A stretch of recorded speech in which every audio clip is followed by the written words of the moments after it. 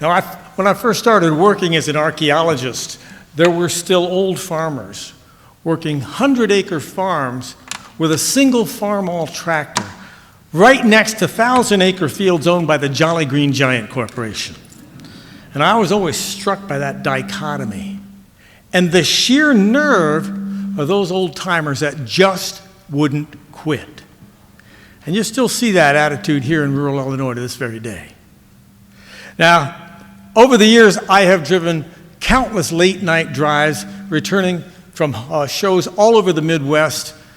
And if you're out on the road late at night in the springtime during planting season, or in the fall during harvest, you'll see lights out in those fields all night long as they're either planting or harvesting the crops, and doing it when the conditions are right until the work is done.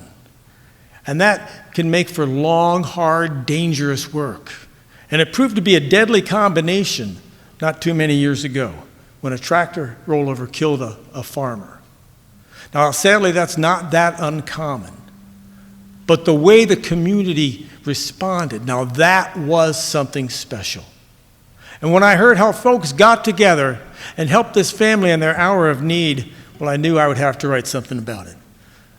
This is the final harvest. 2, 3, 4.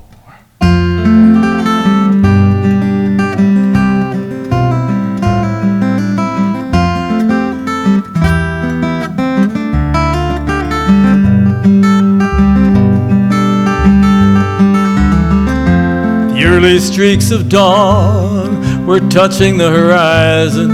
My eyes were playing tricks out on the road. So I pulled into the cafe just this side of Morris for a cup of strong black coffee, tired to the bone. Staring down the steam rising from my cup and saucer, I was trying to clear my ears of that highway sound, when a man in faded coveralls and well-worn leather work boots came in and took a stool a few seats down. The waitress brought him coffee. He ordered up the special. She asked, "What brings you out in this autumn blow?" And he said, "You know Gerald Steffes, the old man killed here late last summer?" She sat down, her pad and pencil. She said, "I don't think so." Well, he was just like any one of us, an ordinary farmer. He was a common man with a heart and a calloused hand. And he hoped to live just long enough to pay off all his mortgage and then to reap one final harvest from his land. He wanted one final harvest where no banker held his paper. He used to say that was his heart's desire. Just one final harvest where the land he worked was his alone.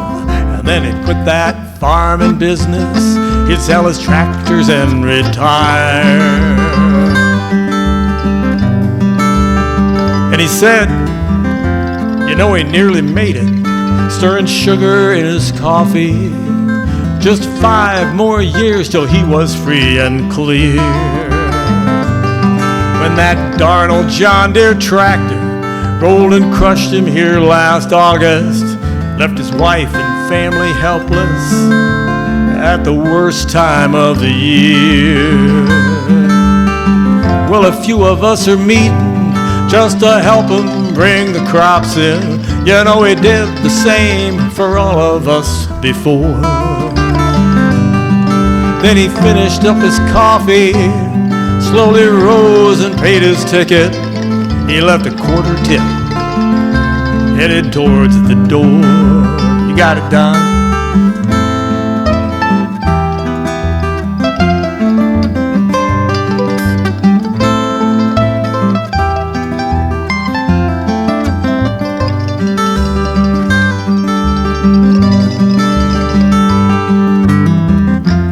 sun was up and shining as I pulled back on that highway.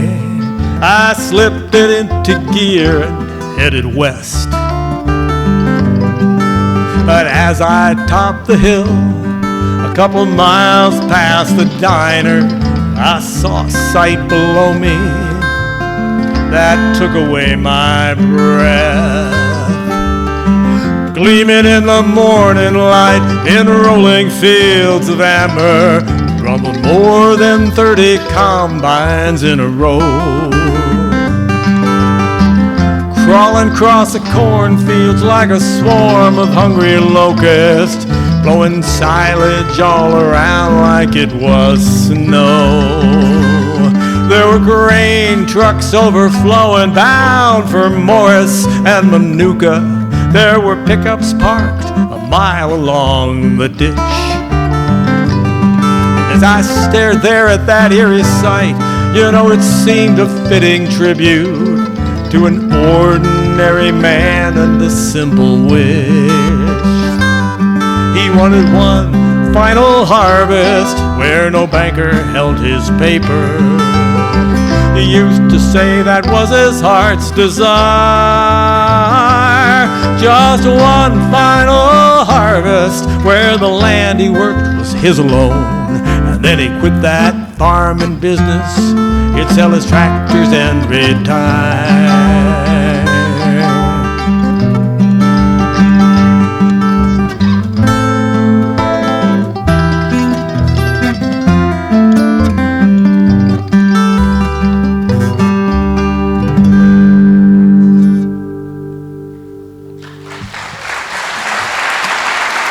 Thank you very much.